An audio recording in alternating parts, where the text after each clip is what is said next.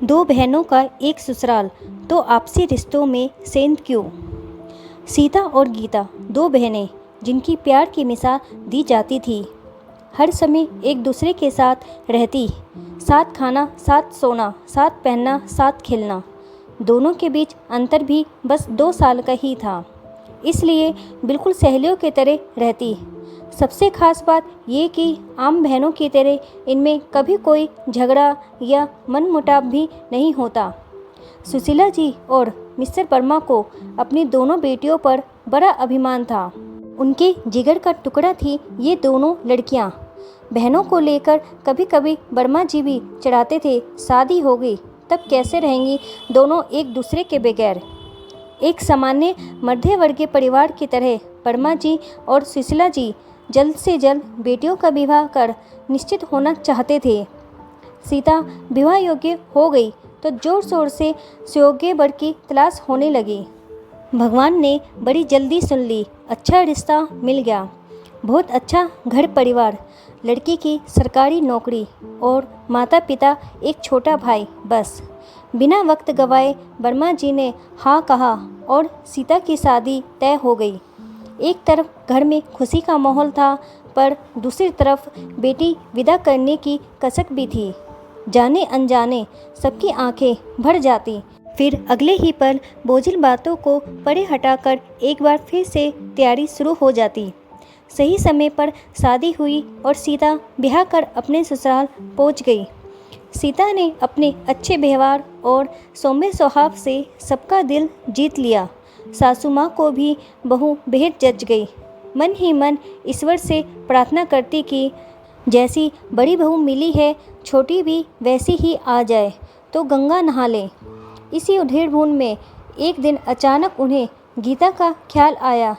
झटपट उन्होंने पति से बात की और मन ही मन सारा गणित लगाकर वर्मा दंपति से गीता का हाथ मांगने पहुंच गए। वर्मा जी तो जैसे तैयार ही बैठे थे, पर सुशीला जी को इस रिश्ते से थोड़ी आपत्ति थी। एक तो लड़की की सरकारी नौकरी नहीं बल्कि अपना बिजनेस था और वो चाहती थी कि दोनों दामाद एक जैसी स्थिति में रहे। दूसरे, वो एक ही घर में दोनों बेटियां ब्याहना नहीं चाहती थी, पर जैसी कि उम्मीद थी, थोड़ी बहुत सोच विचार के बाद गीता की शादी सीता के देवर के साथ तय हो गई। कुछ ही दिनों में शादी हो गई और गीता भी ससुराल आ गई। दोनों बहनें वाकई बेहद खुश थीं। अब तक तो सब सही हो रहा था, पर परेशानियां तो अब शुरू होने वाली थी। सीता के पति की नौकरी मुंबई में थी। वो कुछ दिन रहकर चली गई और गीता ससुराल में रह गई।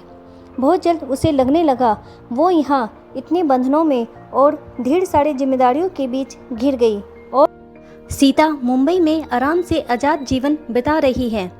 यहाँ अक्सर सीता मेहमानों की तरह रहती और गीता के कंधों पर सारी जिम्मेदारी आ जाती। एक बार जब मन में नेगेटिव विचार आने लगते हैं तो फिर तो जैसे इनकी बाढ़ ही आ जाती है।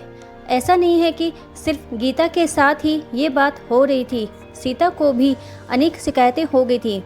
उसे लगता गीता और सुरेश देवर खूब सेविंग कर रहे हैं और वो घर से बाहर रहकर कुछ नहीं बचा पाती।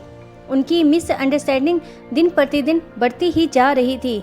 दोनों बहनों का प्यार भरा रिश्ता कड़वाहट से भर गया। मायके जाने पर भी वो पहली वाली मस्ती नहीं होती। सुशीला जी की अनुभवी आंखों ने पहले ही आने वाली इन परिस्थितियों को भांप लिया था। शायद इसलिए उनकी असहमति थी इस शादी के लिए। खैर, अब पछतावे होत क्या जब चिड़िया चुग गई खेत। लेकिन उन्हें अपनी परवरिश पर पूरा भरोसा था। एक दिन मौका देखकर उन्होंने दोनों बेटियों को खूब समझाया। संसार में किसी भी दो व्यक्ति की भाग्य रेखा एक नहीं होती है। सबकी अलग अलग डेस्टिनी होती है, पर सही कर्म से तुम अपना कर्म क्षेत्र जरूर संवार सकती हो। तुम दोनों जैसे शादी से पहले रहती थी वैसे ही रहो ना। दो बहनों का एक ससुराल, तो तुम्हारे आपसी रिश्तों में सेंध क्यों लग रही है? क्यों हर बात में एक दूसरे से तुलना करती हो? अच्छा सोचो, अच्छा करो। तुम दोनों के लिए तो ये बहुत आसान होना चाहिए, क्योंकि दोनों सगी बहनें हो। तुम्हारी आपसी प्रेम और सहयोग मायका ससुराल समर्थ शांति और खुशहाली लेकर आएगा। तुम दोनों हमारा गुरूर हो, उसे इस तरह चकनाचूर मत करो। माँ, हमें माफ़ कर दो। पता नहीं चला ससुराल की देहरी पर पहुँचते ही हम दोनों बहनें कब से देवरानी जेठानी में परिवर्तन हो गए। मैं समझती हूँ बेटा, बचपन वाला अपनापन और बेफिक्री गृहस्थी की भट्टी में झुलस जाता है, परंतु तार्विक तो तब है जब विपरीत परिस्थितियों में भी अपना संयम और आत्मविश्वास बनाए रखे। सुशीला जी ने विमलतापूर्वक कहा। सॉरी माँ, दोनों बहनों ने संवेद स्वर में रूठे गले से कहा। सुशीला जी ने उन्हें अपनी बाहों में भर लिया। माँ की सूझबूझ और समझदारी ने रिश्तों की खिचड़ी को जलने से बचा लिया। दोस्तों, कभी कभी बेहद करीबी रिश्ते भी जिम्मेदारियों और आगे निकलने की होड़ में प्राय बन जाते हैं। अगर समय रहते हम इन रिश्तों की कद्र करें और इन्हें टूटने से बचा लें तो निश्चय ही जीवन खुशियों से भरा रहता है। इस कहानी की लेखिका है तिन्नी श्रीवास्तव।